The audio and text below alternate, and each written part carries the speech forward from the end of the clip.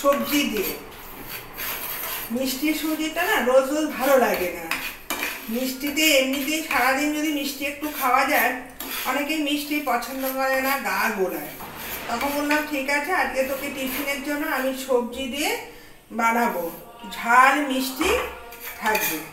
বলছে মা এর মধ্যে একটু টমেটো কুচিয়ে দিয়ে দিও। না ঠিক আছে, টমেটোটাও দেবো, তা টক টক ঝাল ঝাল মিষ্টি মিষ্টি।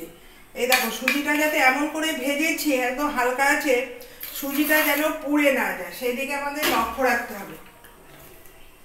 আমি দিচ্ছি সাদা তেল। সাদা তেলটা দিলে কি হয়, ঘিয়ের পরিমাণটা কম লাগে। ঘিয়ের গন্ধ অনেকেই সহ্য করতে পারে না, তার জন্য সাদা তেল দিয়েও করা যায়। এখানে দিচ্ছি কালো আর সাদা সর্ষে মিক্সড করে একটু সর্ষে ফোড়ন দিয়ে। সর্ষে ফোড়নটা দিলে ঝাল সুজির টেস্টটা বেশি হয়। আর তার সাথে দিচ্ছি কারি পাতা। কারি পাতা গন্ধটা আরও মিষ্টি। আর না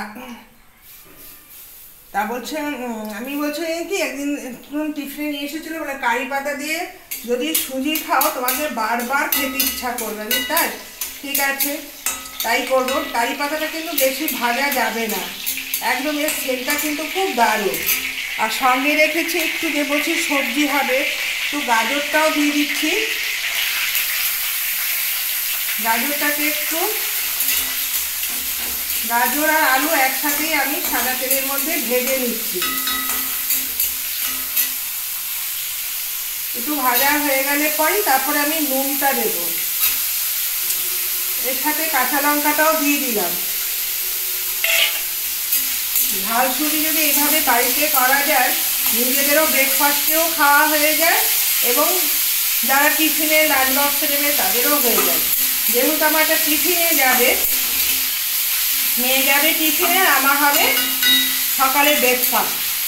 দুটো রান্না একসাথেই করে নিলাম। ওকে লাঞ্চ বক্সের মধ্যেটা ভরে দেবো, আর আমার ও বেরিয়ে যাওয়ার পর আমার সকালে ব্রেকফাস্ট খাওয়া শুরু হয়।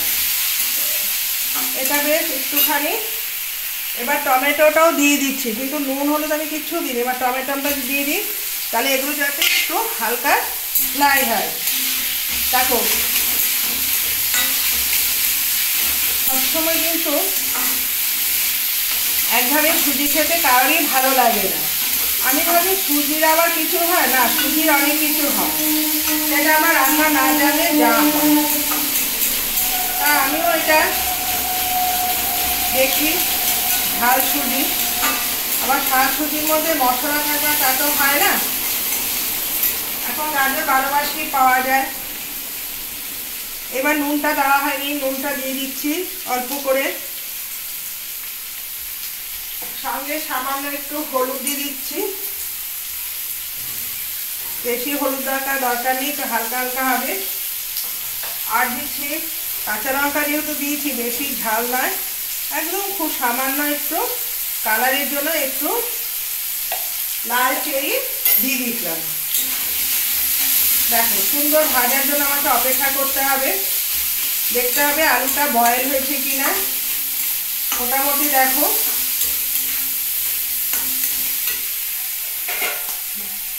তাহলে আলুর সঙ্গে দেখাচ্ছি, দেখো খুব সুন্দর কালারটা এসে গেছে আর গন্ধটা সুন্দর বেরিয়ে গেছে।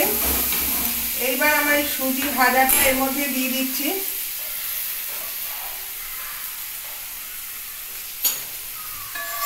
সুজিটা আমি ভেজে দেবে, সবসময় কাঁচা সুজি দেওয়া যাবে না, তাহলে জিনিসটা একদম টেস্ট হবে না। সুজিটাও আমি দিয়ে দিলাম। এর মধ্যে আমার ঘিটা এখন দিইনি, ঘিটা যদি ওপর দিয়ে দেওয়া হয়, দেখো এর মধ্যে আমি সুন্দর সমস্ত মশলাটা কি সুন্দর মিশেছে, পারফেক্ট হয়েছে কালারটা, দেখেছো? এই দেখো এবার জল দিতে হবে। দিলে কি হবে, এর মধ্যে তোমরা বাদাম দিতে পারো, কিন্তু আমি বাদাম যেহেতু খাই না তার জন্য বাদাম ছাড়াই করেছি। এই দেখো এবার জলটা দিয়ে নিই, এটা উষ্ণ গরম জল দিয়ে দিয়েছি।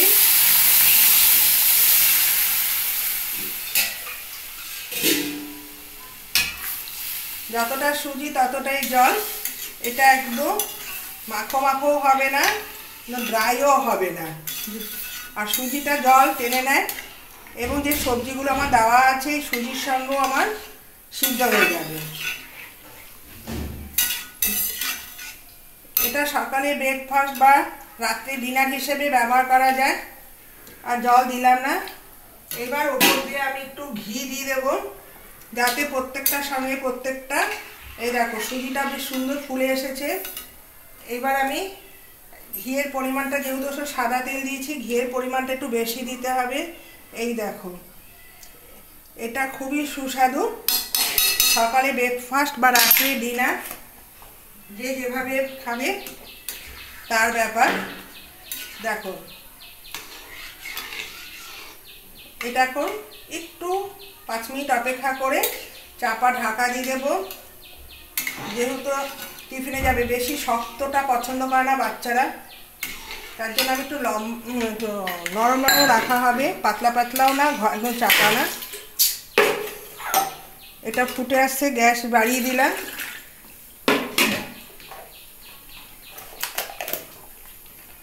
এটা কিন্তু খুব ছিটকায়, তখন গ্যাসটা কি করবে, একটু কমিয়ে দেবে। তোমরা সঙ্গে থেকো।